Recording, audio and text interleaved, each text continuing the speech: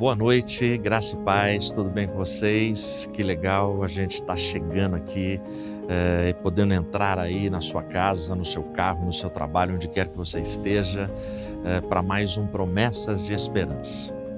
E lembrando, não se esquece, deixa a sua curtida, o seu like, deixa o seu comentário, o seu pedido de oração, enfim, interage com a gente, que é muito importante para a visibilidade do conteúdo que é produzido aqui. Também se inscreve no canal e também compartilha o link dessa transmissão neste momento. Dá tempo de você fazer isso e convidar pessoas para estarem junto com a gente aqui nesse momento no Promessas de Esperança. Hoje eu quero refletir com você sobre o zelo da tua casa. Fica aí, assiste a nossa vinheta e na sequência a gente volta para refletirmos na Palavra de Deus.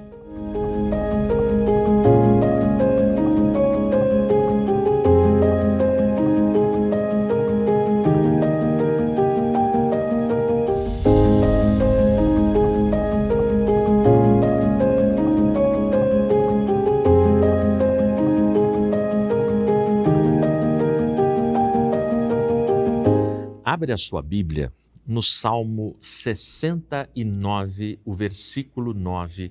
Eu vou ler em nome de Jesus. Pois o zelo da tua casa me consome, e as vergonhas daqueles que te envergonharam recaem sobre mim.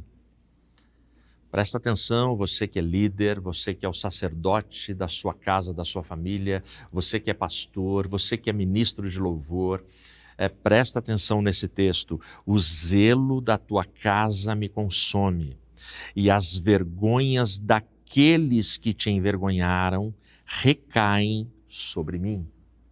Fecha os olhos e ora comigo. Santo Deus, Pai bendito que estás nos céus, fala conosco, Pai. Nos ajude, resgata em nós, nos faça através do Teu Espírito Santo relembrar o peso e a força que estão contidos nesta pequenina palavra, zelo.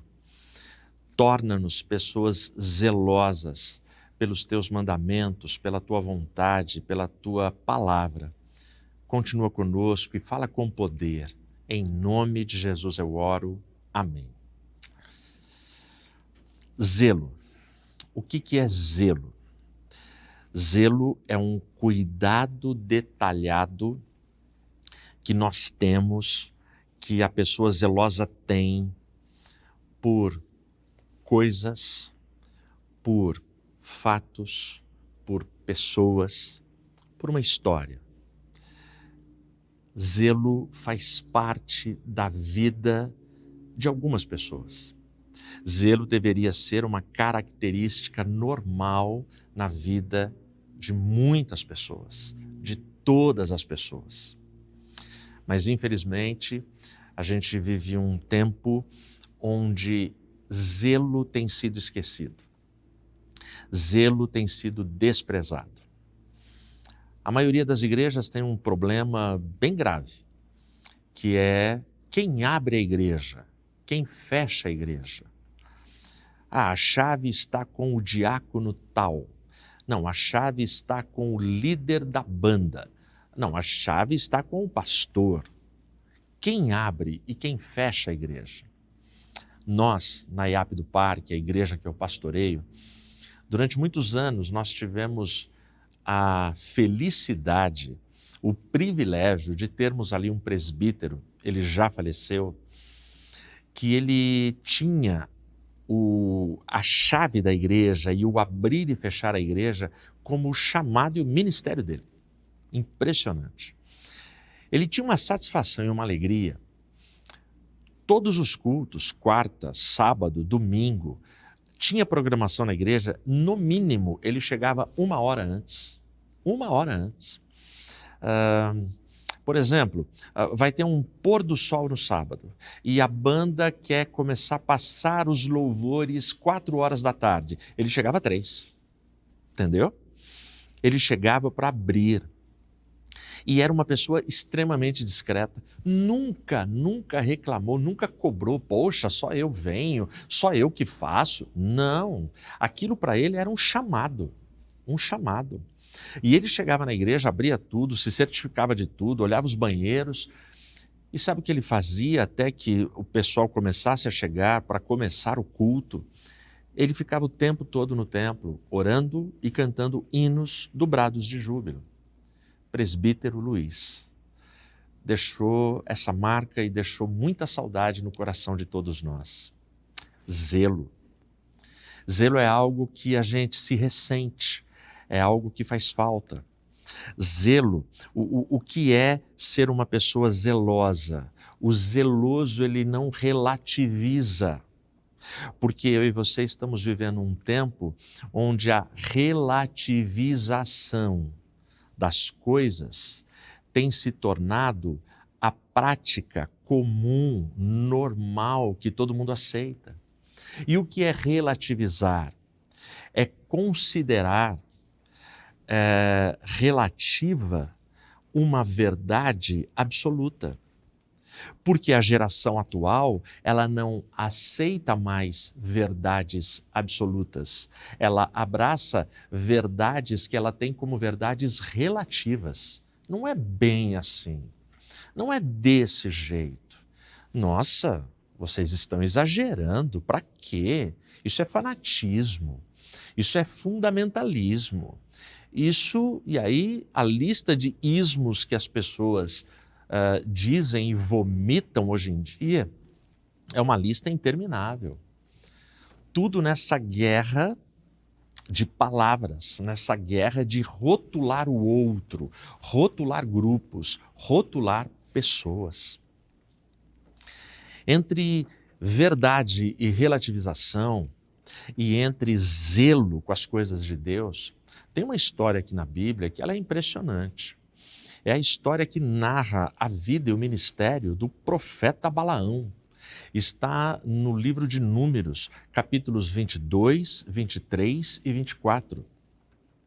Ali, resumidamente para você, Balaque, rei de Moabe, rei dos Moabitas, ele fica apavorado. Logo no capítulo 22, estas informações que eu estou te passando, elas já aparecem. E ele fica apavorado. E qual o motivo do apavoramento dele? O motivo dele é que ele sabe que os hebreus estão chegando. E os hebreus é um povo, nesse momento, extremamente numeroso.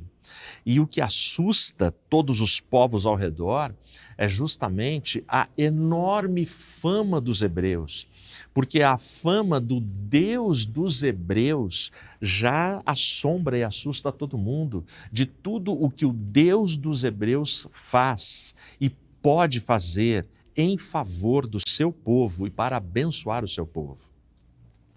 Então Balaque, ele tem uma ideia. Ele se apavora, ele tem medo, não existe nenhuma ameaça que foi dita para ele, uma ameaça real, mas ele construiu na cabeça dele que aquele povo vai acabar com ele. Então ele manda chamar Balaão, um profeta.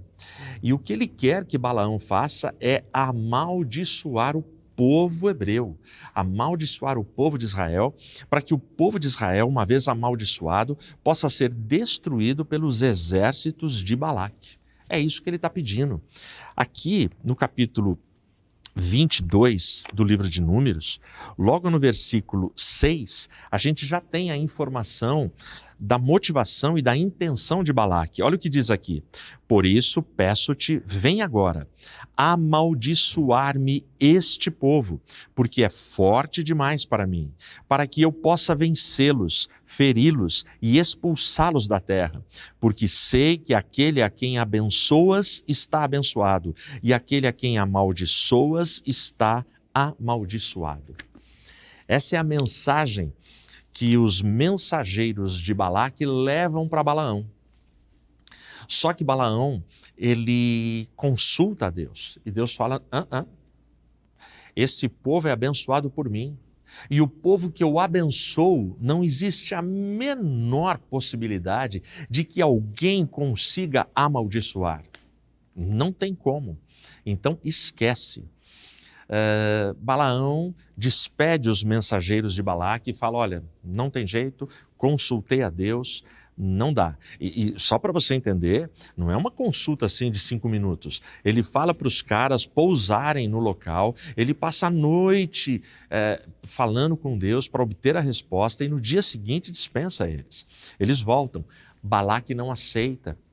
Balaque manda aqueles mensageiros de volta com ainda mais presentes, mais riquezas, coisas mais valiosas, mais interessantes e com promessas do tipo, olha, se você fizer o que eu estou pedindo, amaldiçoar este povo, peço o que você quiser e eu te darei. Esse povo chega e Balaão de novo vai orar, de novo vai consultar. E aí Deus responde para Balaão, ok, você pode ir, vai com eles, mas você fale apenas o que eu autorizar. E ele vai. Ele pega a sua jumenta, ele pega 2 servos e ele vai em caminho até Balaque. Porém, no caminho, um anjo do Senhor, por 3 vezes, aparece para impedir a ida de Balaão. Mas Balaão não vê esse anjo. Quem vê é a jumenta. E a jumenta, na primeira vez que ela vê, ela se desvia do caminho. Balaão fica bravo, traz a jumenta de volta. Na segunda vez, ela está num corredor de uma vinha. E aí ela bate numa das paredes desse corredor, numa das barreiras desse corredor de vinha, comprimindo, espremendo o pé dele em relação a esse muro e em relação à jumenta. Balaão fica bravo. E na terceira vez diz que eles estão num caminho muito estreito, que não dá para fugir nem para a esquerda, nem para a direita, não dá. E aí o anjo aparece, a jumenta vê o anjo, a jumenta ela se prostra e a Balaão cai, ele pega ali alguma coisa para bater na jumenta. E é nesse momento que acontece algo assim inusitado na palavra de Deus, e a jumenta de Balaão fala, e ela fala com Balaão, ela fala, caramba, peraí, por que você vai me bater? Eu tenho servido a você a vida inteira, eu tenho te carregado para onde você quer e eu vou de boa, nós somos parceiros e você vai bater em mim. Ele, poxa, mas é isso? Não, peraí, não tem por que bater em mim. Eu estou livrando você. Nesse momento, desse diálogo impensável, que Balaão responde para a jumenta, argumenta com a jumenta, o anjo aparece para Balaão. E o anjo se permite ser visto por Balaão. E aí Balaão fica impactado, ele se prostra, ele fica ali, o que está acontecendo? E o anjo fala, rapaz, pega leve aí, não é para você bater na jumenta. Essa jumenta que você está querendo bater, por 3 vezes, ela livrou você de mim. Provavelmente, se essa jumenta não tivesse livrado você, eu já teria matado você. Mas essa jumenta tua te defendeu. E aí fica aquela conversa, Balaão fala, pede perdão, até que o anjo fala para ele, não, tudo bem, você pode seguir caminho. Mas atenção, só fale o que Deus ordenar que tem que ser falado. Balaão segue. Aqui a gente já precisa parar e entender algumas coisas sobre o zelo com as coisas de Deus, com a casa de Deus. Quando a gente começa a relativizar, a nossa sensibilidade espiritual começa a diminuir. Quando você relativiza as verdades bíblicas, você já perde a capacidade de ouvir, compreendendo, de escutar, de analisar, de interpretar o que Deus está falando com você. E quando você perde essa capacidade, você já nem percebe coisas absurdas que acontecem. Porque meu irmão, minha irmã, amigo, amiga, quem estiver aí me ouvindo agora, se uma jumenta falar comigo, eu não vou conversar com a jumenta, eu acho que eu saio correndo. Eu falo, opa, como assim? Mas o Balaão, ele está tão focado no que ele quer fazer e nas possibilidades de pagamento, recompensas e riquezas que ele pode granjear, que ele pode ter na vida dele, que ele fica cego, surdo, insensível para todas as coisas anormais que estão acontecendo à sua volta e não percebe.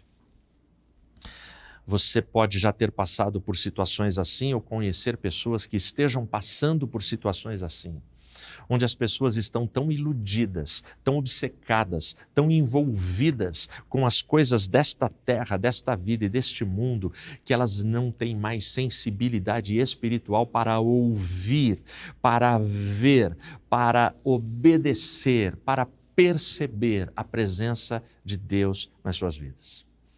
Balaão vai, ele chega até Balaque leva ele num alto monte para mostrar o povo e Balaão fala, ok, eu vou então fazer aqui as minhas orações, mas eu só posso falar o que Deus mandar eu falar. Balaão, nesses 3 capítulos, ele vai dirigir para o povo 7 sentenças, todas, leia depois atentamente, todas são sentenças de bênção para o povo de Deus.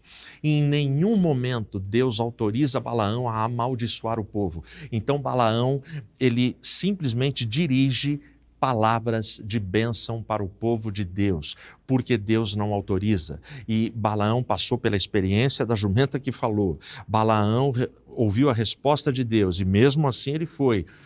E agora ele obedece direitinho a Deus.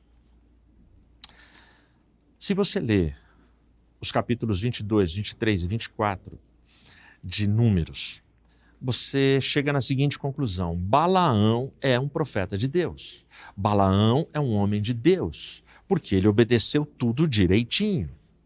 Só que, quando nós chegamos em Apocalipse 2, você vai ter ali a 3ª carta às igrejas da Ásia. E a 3ª carta é a igreja de Pérgamo. E na carta à igreja de Pérgamo aparece de forma negativa, como uma censura do que o Espírito diz às igrejas, uma censura dizendo contra aqueles que seguem a doutrina de Balaão. Portanto, Balaão é reprovado biblicamente. Balaão é um falso profeta. Balaão não é um homem de Deus. Aí você lê esse texto e volta em 22, 23, 24 de Números e tenta ler atentamente. Lê tudo. Você lê, nada. Você fala, caramba, qual foi o erro de Balaão? Bom, aí você tem que ler Números 31, 16. 31:16 começa a explicar para a gente. E aí a gente tem tudo claro na mente. Olha o que diz aqui.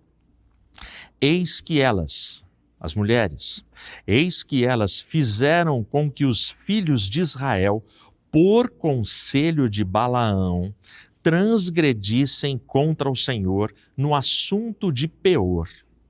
E ali houve uma praga entre a congregação do Senhor. Então, para você entender o que Balaão fez. Balaão não conseguiu amaldiçoar o povo de Israel. Mas ele é um falso profeta. Um falso profeta tem o desejo das riquezas, das recompensas, das vantagens materiais. Então Balaão fala para Balaque, olha, desse jeito não vai dar. Mas eu sei que os hebreus, que os homens de Israel não resistem a uma mulher bonita. Pegue as mulheres moabitas e coloque elas para provocar e para tentar os homens de Israel. Eles vão cair, se não todos, uma grande maioria. Eles vão cair em tentação com estas mulheres. Aí você não precisa nem me chamar. Você não precisa fazer nada. O próprio Deus deles vai castigar a eles e eles serão enfraquecidos pelo próprio Deus deles. Aí você está com a faca e o queijo na mão. E foi isso que ele fez. Aí, o texto aqui, o versículo 16 diz, no assunto de Peor. Qual foi o assunto de Peor? Volta lá no capítulo 25 agora. A história de Balaão está no 22, 23 e 24. Olha como começa o capítulo 25. E Israel habitou em Sitim, e o povo começou a se prostituir com as filhas de Moabe. E estas convidaram o povo para os sacrifícios de seus deuses. E o povo comeu e se inclinou diante de seus deuses. E Israel se uniu a Baal-peor, e a ira do Senhor se acendeu contra Israel.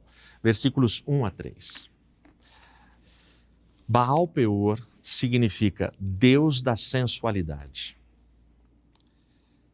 Quando você relativiza a verdade de Deus, você vai caminhar para idolatria, para a morte, para a prostituição. Uma porta inevitavelmente levará a outra. Perceba, os filhos de Israel se prostituem com moabitas. Na prostituição, elas levam eles para adorarem os deuses de Moabe. E ali a ira do Senhor se acende, exatamente conforme o conselho de Balaão. E quantos hoje estão relativizando as verdades de Deus?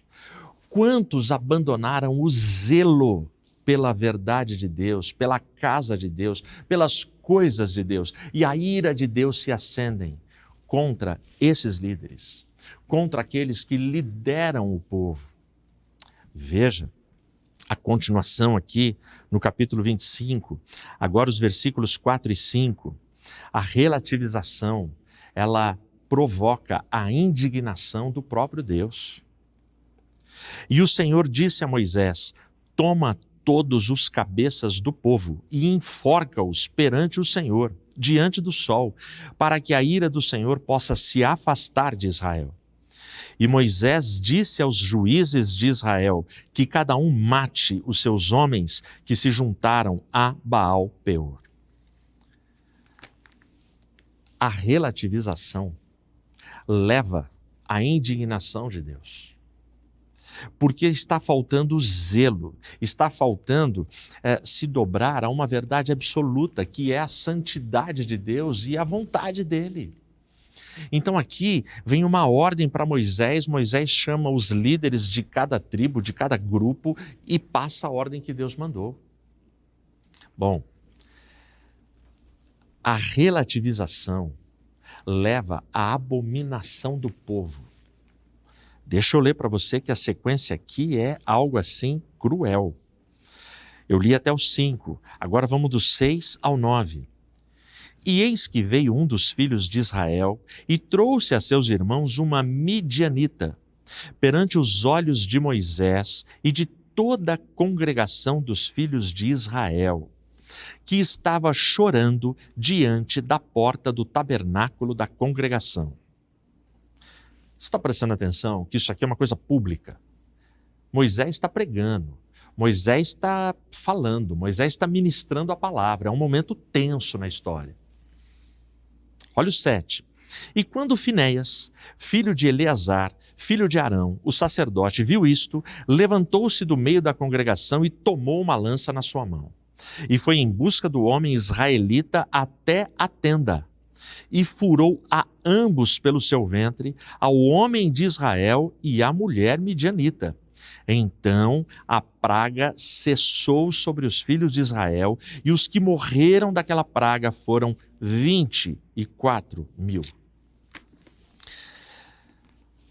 A relativização leva à abominação. Abominação, a palavra abominação, dentre os seus muitos significados, um deles é nojo, causa nojo na santidade de Deus. Se você não conseguiu entender e captar o que aconteceu aqui, eu vou narrar para você. Moisés está pregando, é momento de culto, é momento solene, é momento que tem liturgia, é momento que se exige e se espera respeito. Um israelita pega uma midianita. Eles não estão nem aí para a pregação de Moisés, eles não estão nem aí com a liturgia, eles não têm o menor zelo para com as ordenanças e as regras que Deus impõe.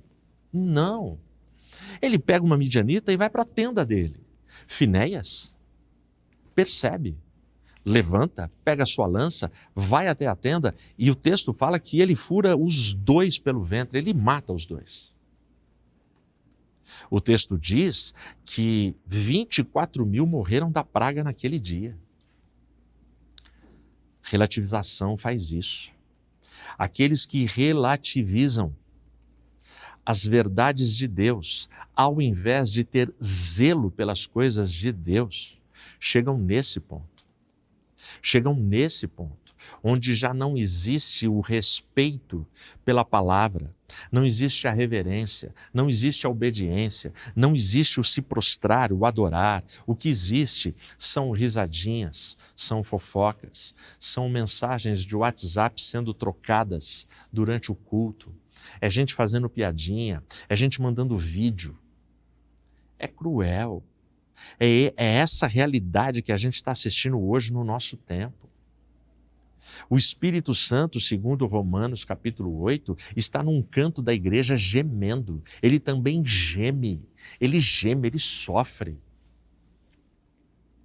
Bom, somente o zelo pelas coisas de Deus foi a solução para a relativização aqui causada pela iniciativa, pela influência maléfica de Balaão. Olha o versículo 11, aqui do capítulo 25 de Números. Finéias, filho de Eleazar, filho de Arão, o sacerdote, desviou a minha ira de sobre os filhos de Israel, enquanto ele foi zeloso por mim, entre eles, de modo que, no meu zelo, não consumi os filhos de Israel. Sabe, nós precisamos de uma geração zelosa pela palavra de Deus. Nós queremos receber promessas. O nome, o tema, o título desse momento, desse programa, que você acompanha toda quinta-feira, é Promessas de Esperança. Se você tem esperança nas promessas de Deus, tenha esperança. Mas não deixe de ter zelo pela palavra de Deus, pelas coisas de Deus. Ah, pastor, mas é meritório. Eu preciso fazer para conquistar, eu tenho que merecer. Não, é graça. Mas a graça não pode ser graça barata, não pode ser uma graça relaxada. A graça nunca foi assim, porque a graça custa, e custa o sangue do Cordeiro. Portanto, se eu não tiver zelo pelas coisas de Deus, você acha mesmo que Deus vai ficar fazendo festa comigo? Você acha mesmo que Deus... Não, eu não tenho como pagar, eu não tenho como comprar, eu não tenho como ter mérito, mas se espera que em reconhecimento ao Deus que me ama, me salva, me perdoa, me resgata e morre por mim, que eu queira ter zelo pelas coisas dele, que eu tenha zelo pela obra dele, pela palavra dele, pelas ovelhas dele, pelos mandamentos dele, pela santidade dele. E que eu não compre os discursos relativistas dessa geração e desse tempo, de gurus, de líderes, de falsos pastores, de falsos profetas, mas que eu abrace o Evangelho, e que eu abrace o Evangelho que me dá bênção, salvação e promessas. Porque foi o zelo de Finéias que mexeu com o zelo de Deus, segundo esse texto, para que ele não consumisse os filhos de Israel. Talvez tenha filhos teus sendo consumidos. Tenha gente que você ama sendo consumida pelo pecado, por toda a desgraceira de vícios, de drogas, de pornografia desse tempo e dessa geração. Será que o teu zelo não pode ajudar nesse momento? De ter zelo na tua casa com a devocional, com a oração, com o jejum, com a leitura bíblica, não deixar lixo e tranqueira desse mundo entrar na tua sala, através de um tubo de televisão, através de uma tela, no seu celular, nos smartphones, nos iPads. Será? Então, procura ter mais zelo para com a palavra de Deus. Procura se entregar, se santificar mais e clamar pelo Deus do céu. Porque o zelo com as coisas de Deus nos consome, sim. Isso não tem nada a ver com fanatismo, não tem nada a ver com radicalismo, não tem nada a ver com fundamentalismo, tem a ver com prazer, com obediência e com adoração. Você não faz as coisas que você ama.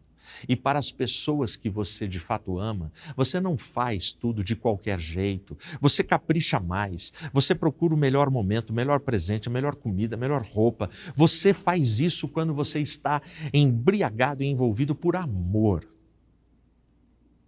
Será que para o Deus do universo, que morreu por nós, a gente não pode também dedicar zelo, cheio de amor, cheio de humildade, cheio de adoração? Que Deus provoque através do Espírito Santo zelo em você e zelo em toda a tua casa. Que Deus te abençoe.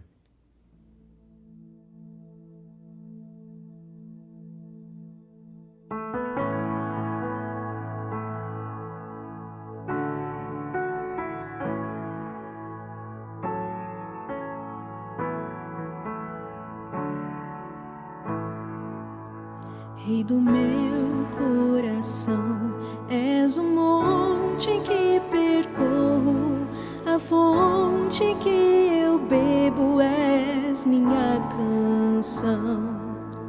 Rei do meu coração, és o meu esconderijo, refúgio que preciso, és minha canção.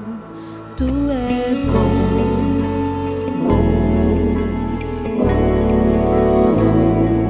Tu és bom.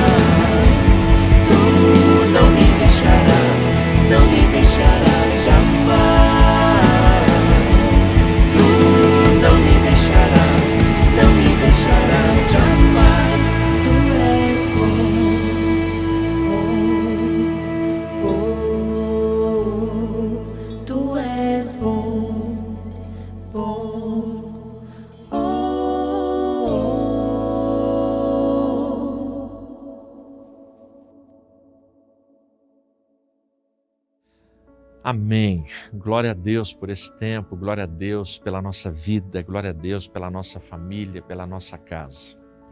Que Deus te guarde, que Deus guarde os seus sonhos, que Deus enxugue as suas lágrimas, que Deus possa fortalecer as decisões que você tem tomado agora no teu coração e nos teus pensamentos. Que Deus te dê forças para buscar Ele com muito mais intensidade, com muito mais dedicação, com muito mais santificação, com muito mais zelo por Ele, pela palavra dEle, para o bem das pessoas que você ama, para o bem da sua comunidade, das pessoas que te cercam, daqueles que você quer alcançar com o Evangelho. Que Deus guarde a sua caminhada. Feche os olhos e ore comigo. Senhor, obrigado por esse momento, obrigado por esse tempo. Derrama bênção, derrama graça, derrama misericórdia e o teu favor. Nos ajuda, nos restaura, nos conforta, nos consola na tua presença. Abençoa teus filhos, abençoa teu povo, enche-nos do teu Espírito Santo, nos guarda, Senhor, com a tua poderosa, a tua forte mão. Derrama sobre nós o doce Espírito Santo, para que a gente tenha forças para a nossa caminhada. Ajuda-nos, defende-nos, perdoa-nos. Em teu nome, para a tua glória e louvor eu oro. Amém. Amém. Deus te abençoe e até semana que vem.